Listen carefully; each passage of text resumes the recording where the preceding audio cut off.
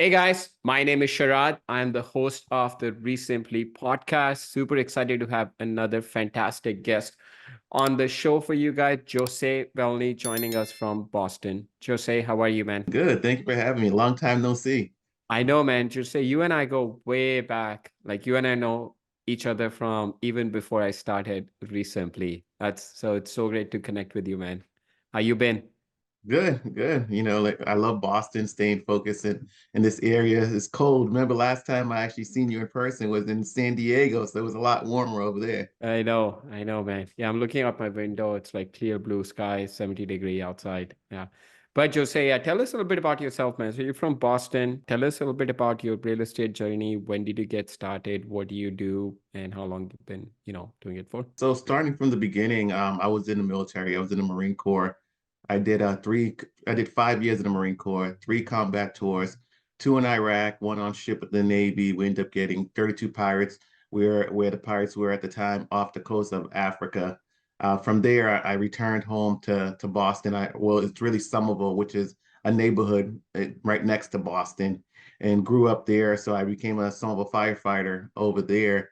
At the time, because of my military time, I had an H2 Hummer and I had nowhere to park it. So it pushed me to buy a house that had a driveway. And that's really how I got into real estate. So I just really started going to first time home buyers programs and trying to figure out how to structure these deals, how to put this together. End up meeting a seller. The seller was former Navy, so him and I really connected at the time, and his goal was to get to Florida. My goal was to get into a house. So we kind of negotiated the price and try to get me in there. I actually moved into the property 2 weeks before the closing because my lease was up. That's how close the seller and I were. As you know, in our business, it's about building rapport, building that relationship with the sellers. But what I was able to do on that first deal is I use a first time home buyers, which is 3.5% down. And I was able to get some money from the city. I was able to get the attorney, the mortgage company to also pay for some of my down payment. And I end up buying that property with $2,750 down. Today, that property rents for over $5,000 a month. Incredible, man. First of all, thank you so much for your service, man. It's great. You said 27 pirates? 32 pirates. 32. That's incredible, man. Don't let five Um, get away. Yeah, right? Yeah, yeah. We want to make sure we get those last five. So it's crazy. So you started your real estate journey because of a Humvee. It's usually people regret buying that, but you were glad you bought that.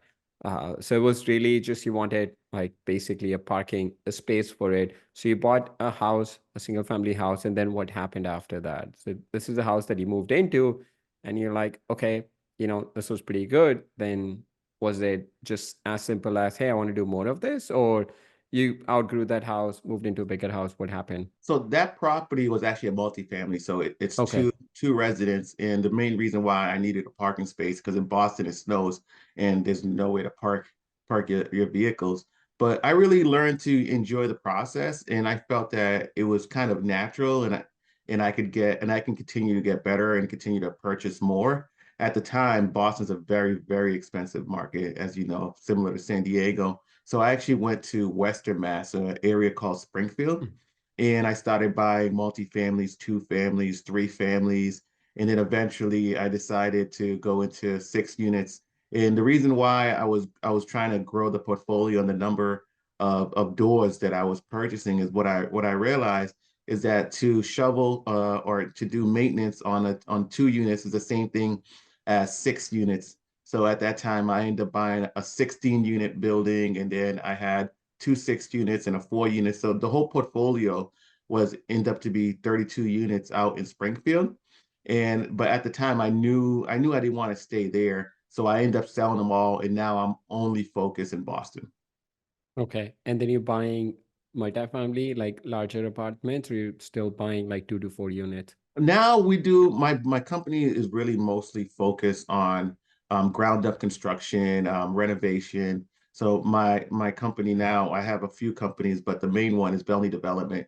We build ground up. In Boston, it's very expensive to purchase anything. There's a lot of people that have money, and I can't compete on money. We can't compete as investors. We can't compete on money. So I had to create a niche that allowed me to repeat the process, and that has been really building ground up construction. So you're buying piece of land and then building new apartments on it? Correct. We're going through zoning and we're building up Okay. All residential or all some? residential. So I'm Okay. I'm a strictly a residential guy right now, nothing commercial yet. How many apartments are you building on average on each property? So my company, the way what we focus on, if I'm gonna be backwards, just to give a little more depth into my background, I'm also a licensed real estate broker. So I got my license as a real estate agent. So that gives me the opportunity to network with other agents and other brokers. So I understand that aspect of the business. I understand the property management side of the business. We also do that internally. But one project that I had, I had to fire my contractor. I lost a lot of money. Then that's when I realized that I needed to get better in construction. So I ended up getting my construction license, and then I actually went back to school nights and weekend, and then got my degree in construction management. And that's really why that's my strength. That's my niche against the market, that I something that I can do better repeatedly over the market. So the way we're structured now is anything between 1 and 5 units. We'll build ground up internally as a construction manager, developer, the broker, the whole thing. And depending on the location, anything between 5 and 25 units, we might hire the contractor or we might do it internally. That's just the business model. And we currently right now have a 230 unit project going through zoning to build residential, and we will not be the contractor on that. I have a joint venture partner on that deal that has done those kinds of deals before. So I'm really learning high level how to grow the company through them. That's amazing, man. Congrats on all the success. So you're building all these properties just for yourself, like you're a part owner in every single construction that you're doing. Correct. So that's really the focus. I believe in generational wealth. So we try to keep everything that we build. Obviously, it's not possible. And being in Boston, how expensive. I'm also doing more construction now for even third party.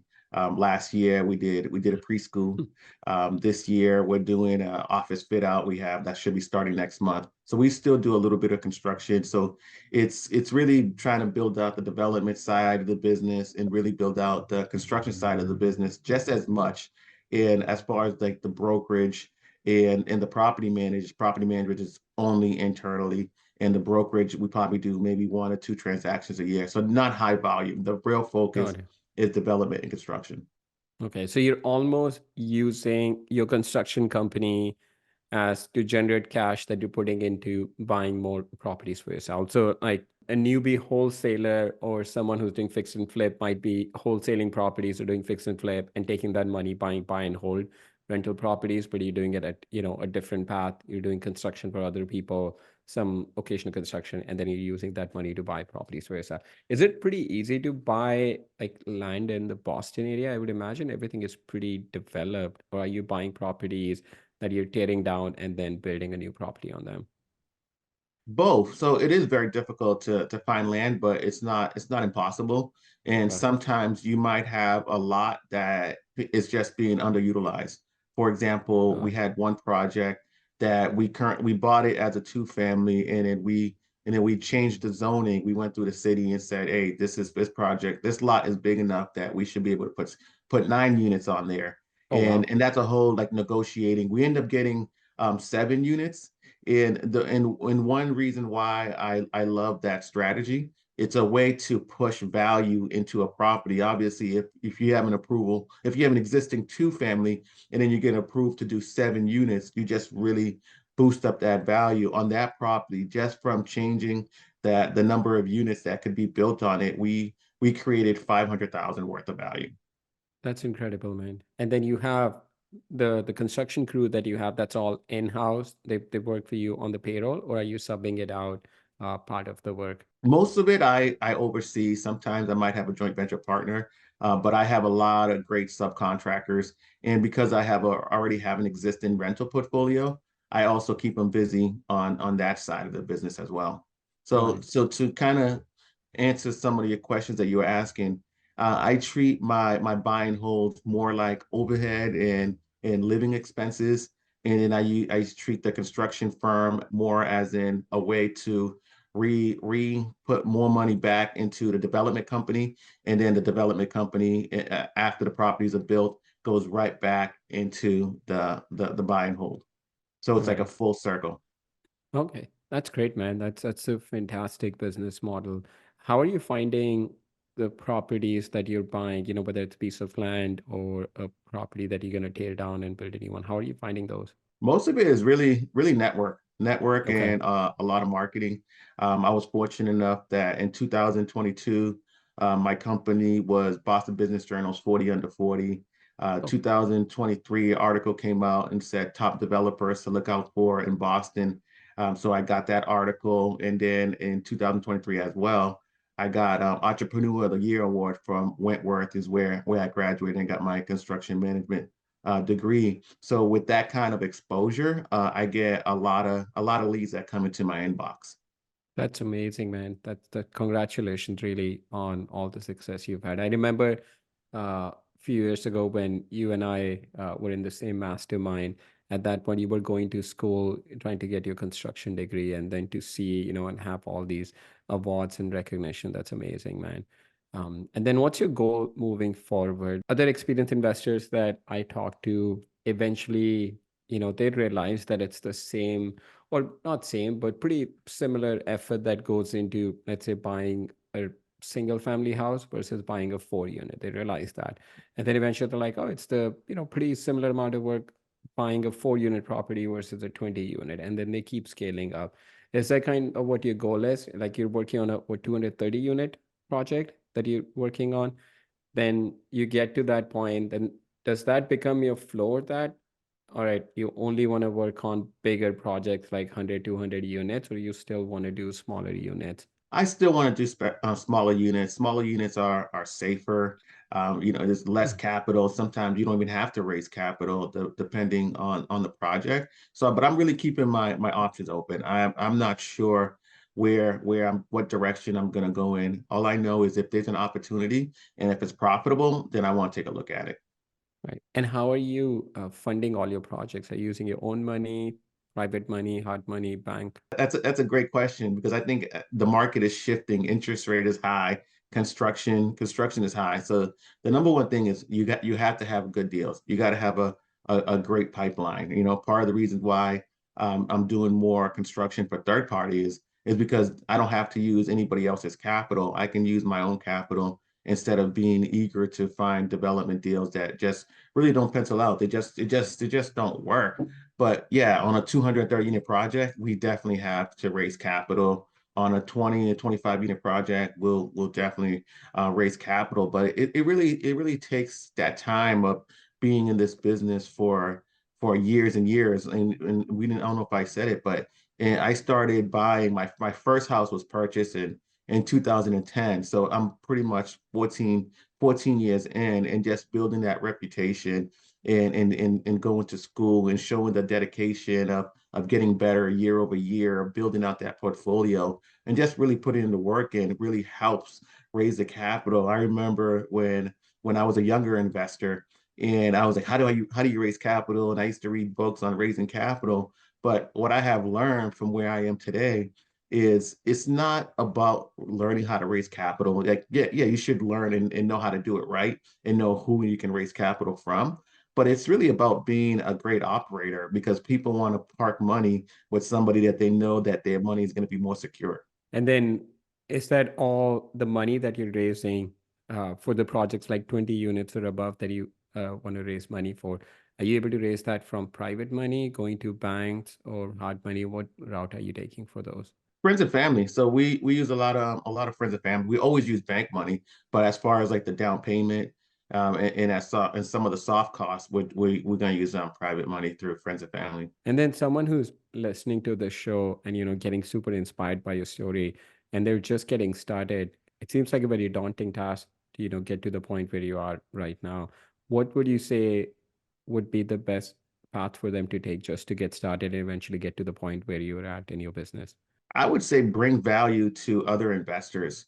That's really the key because you can't go up to somebody and say, "Hey, will you be my mentor?" Nobody wants to another job. We're already busy.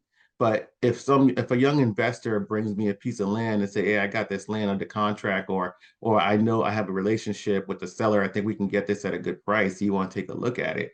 I'm definitely going to take a look at it. And that person at that time can say, "Hey, can I be part of this deal?" Because that's really how I learned this business.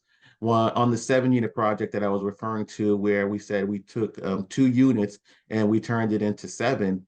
That came from a previous deal where I wholesaled the deal to another investor, and I said, "Hey, let's do this deal together." And of course, after doing that deal, I made them 250,000 off that one deal in 1 month. We basically purchased it, and then we were gonna rehab it, but we put it for sale, and it sold the first week.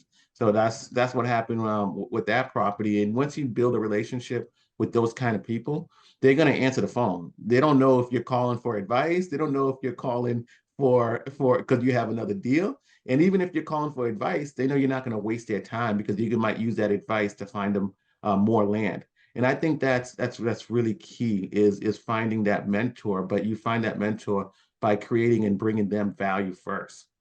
So rather than going to someone and saying, "Hey, can you help me get started with the business?" The better path would be, "Hey, I found this deal. I think the numbers, work out. Can you have a look? And if the numbers work out, would you be interested in being a partner on this deal?" Yeah. Correct. So Correct. do Even do with my 7 unit project, the other developer had a challenge, had trouble going through zoning. He didn't know as many people in that area, and I was able to bridge that gap through some of the relationships that I already had. And so he kind of took a step back, and I took a step forward. And by doing that, I became the face of that project, and that project helped brand the company that I have today. Got it. And then you're exceptional at operation side of the business, right? Did that come naturally to you, or did you have to work intentionally on that? Are you reading books, taking courses? Like, what is it that you're doing? I think like that's one thing I noticed with real estate investors is, they focus so much on like marketing, talking to sellers, they forget about actually operating the business. And that's where a lot of inefficiencies creep in. So what is it that you are doing to be exceptional at operational side of the business? Well, first, I think continuous education, we should never stop learning until we retire. First of all, I think that's very, very key. And for me, I think I have the ability to see opportunity or try to figure out, okay, why is this company not growing, but this company is growing? Like, what are they doing different? And you and I both have gone to masterminds, and some masterminds actually have two groups. They have groups that are doing one project to five projects, and you have groups, and then you have somebody else in a different group that's doing 20 and above. And what you find is the biggest difference between those groups is really systems and processes. And you have to do that. And I always laugh when I said I was explaining this to somebody. I said it's always fascinating. And I'll use construction for an example. It's always interesting to see how many contractors can build a house but can't build a business, right? Right. And the reason why they can't build a business is the lack of systems and processes. But as I started reading, like traction, scale up, and understanding the systems and the processes, I realized that I have always been in a systems in a process. And that's from playing football in high school to being in the military. The military is all systems and processes. Being a firefighter, right? It's all SOPs, SOGs, all systems and processes. So what I needed to do is bridge that gap of how do I put systems around my real estate investment firm? You mentioned the book Traction, but what's the one thing that you've implemented in your business when it comes to operations that made the biggest difference? It might be a practice or a habit that you're doing. It might be a person that you've hired or something that you've implemented. Like, what is it that like really help you? Like, oh, I can't believe I was running my business without doing this, or without this person, without, this process that I was using. Is there anything that you look back in your business? Yeah, I think it's always knowing that you can improve the system. So one thing that I do a lot is I look at other people's systems and I try not to reinvent the wheel. If somebody already has a document, I say, hey, can I see a document or can I have your document instead of building it? But I don't just take it, I shift it and I change it so that it fits my company.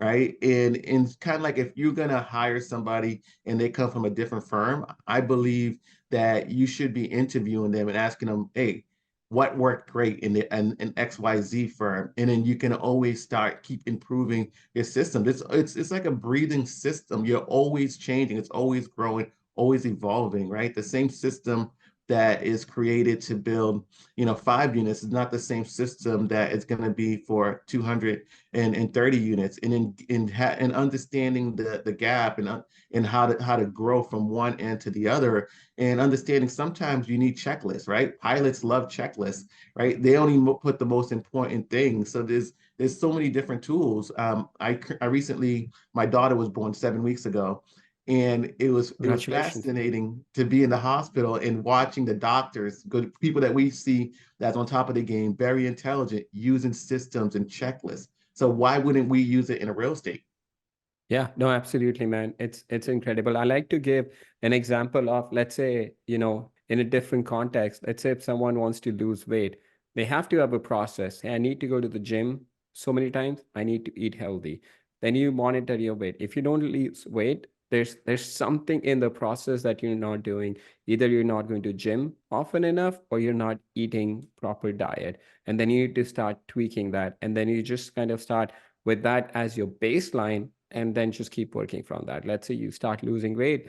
The next thing would be, hey, I want to get six-pack abs. Then you just need to change the process, increase the intensity, but have a baseline process that you look at, review on a daily basis, and manage everything by numbers. I think that's one thing that I've noticed in my business that made the biggest differences, managing everything by numbers rather than, you know, jumping on a call and someone giving me a story or a gut feeling about what happened. Say, no, let's just show me the numbers on what's working and what's not working, and let's make a decision based on the numbers rather than the gut feeling. Is that something that you use, like numbers, to make your decisions, or what sort of KPIs are you tracking to scale your business?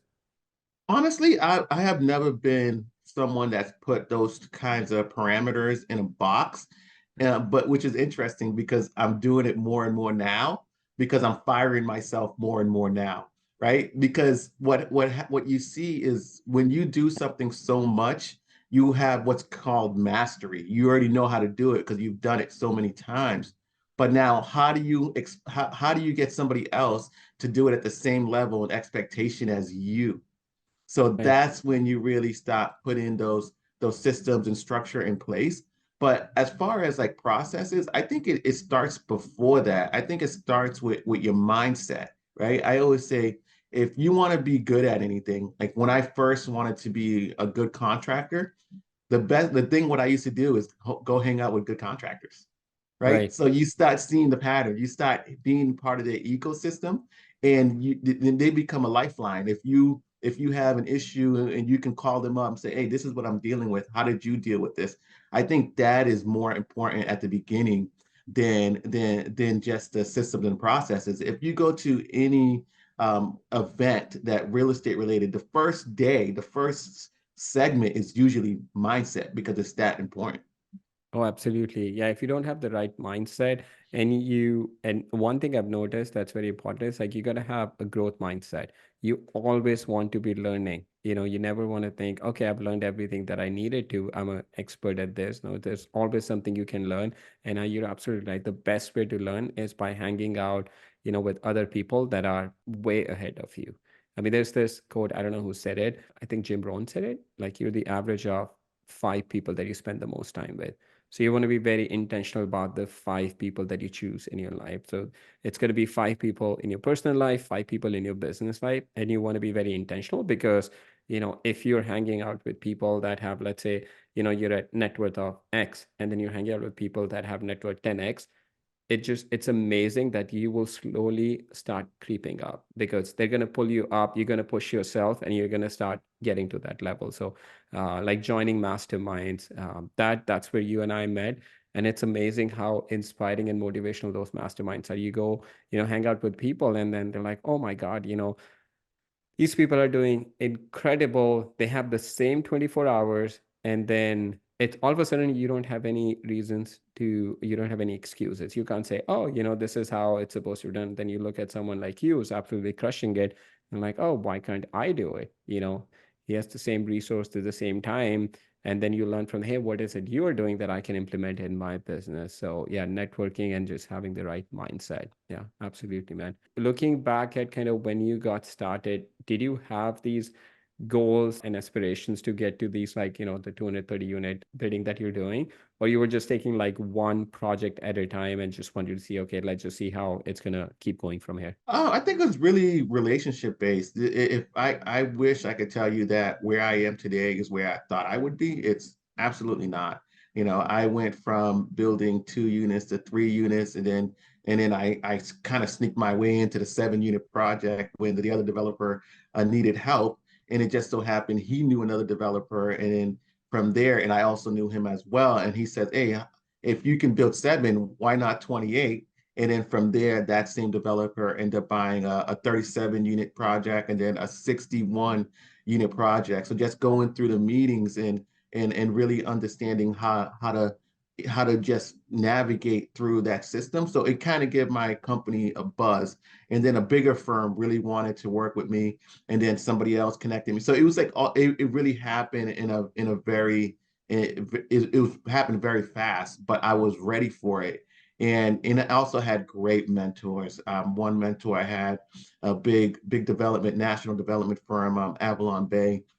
He was an executive, and I worked with him and understanding of, okay, how do I go from how do I look at a gas station and know how many residential units I can build? So Oh, those kinds of situations and different programs that I have been able to be selected in. So it's almost like the success started building on itself, and it's kind of like snowballed once I was in that position. But I can tell you there's times that I've been in 2 business courses at the same time, teaching the same thing, just so I wanted to see the difference. I wanted to learn how to build on top of that. So I think it's really just always looking to improve every single day. yeah, man. Congrats again on all the success. And then congrats on your, you said 7 month old or 7 week? 7 weeks, 7 weeks. And what's her name? Sage.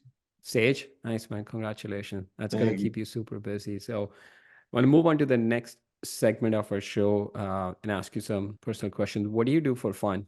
I mean, you have like several companies, so a 7 week old daughter. So I don't know how much time you get for fun, but what do you do for fun?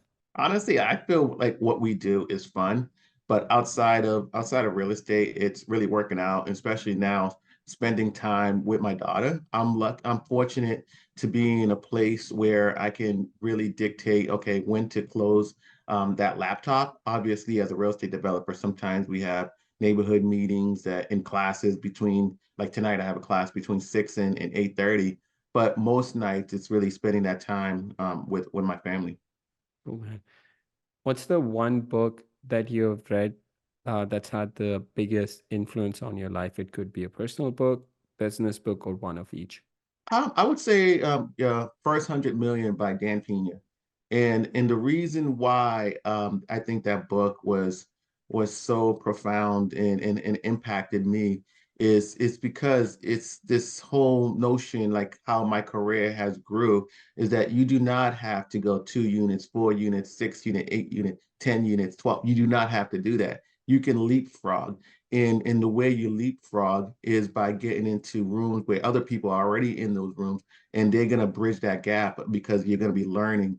Like if you invite me to a 230 unit project, and the next time I need to go raise capital for a 230 unit project, I can. right? I don't have to go to 50 units or 25 units. And that book really bridged that gap of how to use those relationships that you built and get you to the next level faster. Yeah. Last question. If you could spend a day with anyone, dead or alive, who would you want to spend the day with and why? That's a great question. If I could spend a day with anybody, I'd probably say David Goggin. I really like David Goggin, and you know, I'm big into the military theme, and just to be able to understand his mindset, like when we talk about drive, his drive is like next level drive. Like I do not want to do no triathlon Right. or run for 100 miles, but being around someone like that, I think that could elevate anybody's mindset. Oh, absolutely, man. He's an incredible guy. Yeah, it's amazing, like his journey, his path, that he's done, all the success he's had. Cool, man. Jose, great time, man. Great information that you shared. If someone who's listening to this show wants to connect with you and just, reach out to you, what's the best way for them to do that? Well, definitely Instagram. I'm always on my Instagram or any social media platform, really. And you can just Google my name. I'm Josue Velney, Josuevelney. And that's usually the best way to contact me. I'm on all social media platforms. Yeah, we'll put a link to that in our show notes also. Cool. Thank you, Jose. Thank you so much, man. Thank you for coming on the show and, all the incredible success you've had. I know you've worked super hard for it and you deserve every bit of success you've had. Thank you, man. Yeah, no, thank you. And thank you for having me. One thing that I will say when we talk about mindset and getting to the next level, I remember you and we were in the mastermind and we were talking about what changed. And you said one thing, and I'll never forget it. You said my wardrobe changed. And I Oh, yeah. believe I believe what you said is that you threw away all your pants, all your shirts, so you had your company t-shirt and in the same pants. So it was one less thing that you had to think about. And those are the kinds of people and kind of events that really change your mindset to get you ready for that next Is level. Isn't it amazing? Like such a simple thing. It's like when you take decisions. It's funny. I'm going to Philippines next week to meet with my team, and we're gonna rent an Airbnb, and they said, and it's at on an island at a beach, and they said, hey, can you please bring some? We hired a photographer, do some photo shoot. Can you bring a white t-shirt and some white pants or shorts? I said, I don't have any. I don't. I literally don't have any like white shirt or white t-shirt, white short. I said, you see me all the time. I wear the same clothes every single day. So if you want me to wear something, just buy something and I'll wear it for the photo shoot. But I don't have any. Man, it simplifies your life the less decisions you have. Cool. Thank you, Jose. Man, No, great. thank you. So great catching up with you, man. Thank you. Likewise.